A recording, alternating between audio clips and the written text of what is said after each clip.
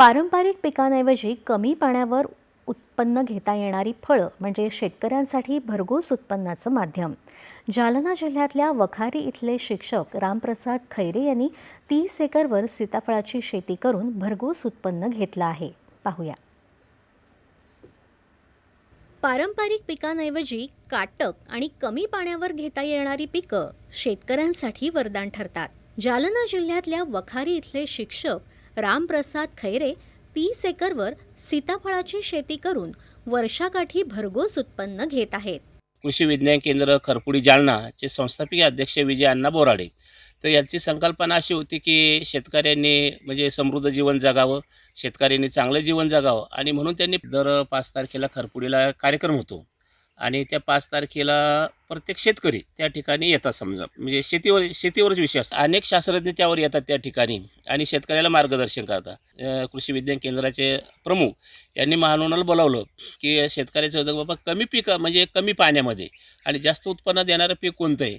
आणि म्हणून महानोरकडं त्यावेळेस फळपीक म्हणजे फक्त सीताफळ होतं. आणि मग त्यांनी त्या फळपिकाचं अर्थकारण आम्हाला सांगितलं. त्याच्यानंतर मग मी त्या पिकाला एवढं प्रभावित झालो की आपल्यालाही सध्या आपण सीताफळ लावावं. आणि म्हणून मी काय केलं की सुरुवातीला 2 एकरवर सीताफळ लागवड केली आणि 2 एकरापासून मला 2 लाख रुपयाचं उत्पन्न मिळत गेलं. आणि मग मी एवढं प्रभावित झालो की मी आता टप्प्याटप्प्यानं हळूहळू पूर्ण फळबाग म्हणजे 30 ते 30 एकर की टोटल म्हणजे 99% फक्त माझा एक आपलं शेततळं आणि राहण्याची जागा तेवढी फक्त गुंतलेली, नाही तर पूर्ण सीताफळाचं क्षेत्र आहे माझ्याकडे आज रोजी. एकरी 1 लाख रुपयाचं उत्पन्न मला यापासून दरवर्षी मिळतं आहे. आणि त्याच्यामुळे जो नफा राहील काही व्यापाऱ्याला तुम्ही त्यांनासुद्धा देतो, त्यांनासुद्धा परवडलं पाहिजे. तेवढं मेहनत करतात, हे करतात. आणि आपण जर स्वतः केलं तर आपले 1 लाख रुपये जास्त मिळेल. परंतु मी जास्त हे न करता फक्त आपल्याला एकरी सरासरी खर्च वाजता 1 लाख रुपये मला दरवर्षी यापासून मिळतात. 2011 मध्ये 20 बाय 10 फुटावर 2 एकरांमध्ये सीताफळाची लागवड रामप्रसाद यांनी केली. 3 वर्षात बाग उत्पादनक्षम झाल्यानंतर 1 लाख रुपयांचं उत्पन्न त्यांना मिळालं. कमी खर्चात आणि कमी कष्टात हे उत्पन्न मिळाल्यामुळे त्यांनी सीताफळ लागवड वाढवण्याचा विचार केला. भावाच्या सहकार्यानं आणि इतर शेतकऱ्यांच्या अनुभवांच्या मदतीनं त्यांनी ही यशस्वी लागवड केली.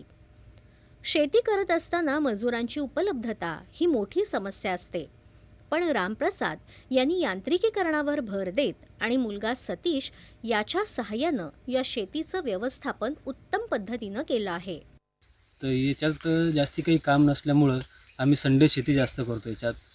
आणि मधले कामं सगळे ट्रॅक्टरने असल्यामुळे पूर्ण म्हणजे 8-8 दिवसाला फवारणी, पाण्याचं नियोजन सोलर असल्यामुळं जास्त कमी लाईटचं ताण नाही आहे, पाण्याचं नियोजन चालतं आहे.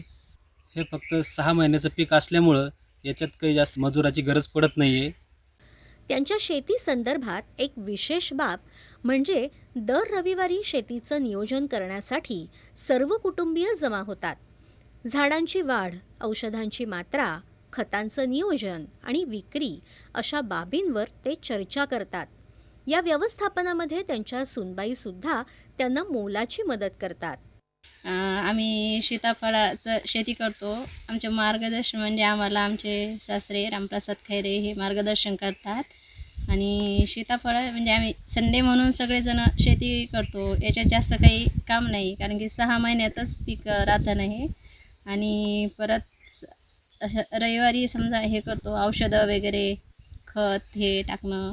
संडेच्या दिवशीच समजा जास्त काम करतो. कमी पाण्यात येणारं काटक पीक म्हणून सीताफळाची ओळख आहे. व्यापाऱ्यांमध्ये रामप्रसाद यांच्या संडे शेती आणि मजूरलेस शेती याची चर्चा होत आहे.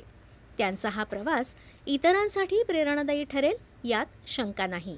दूरदर्शन बातम्यांसाठी अनंत साळी, जालना. 2025 या वर्षात काय काय घडलं जाणून घ्या आमच्या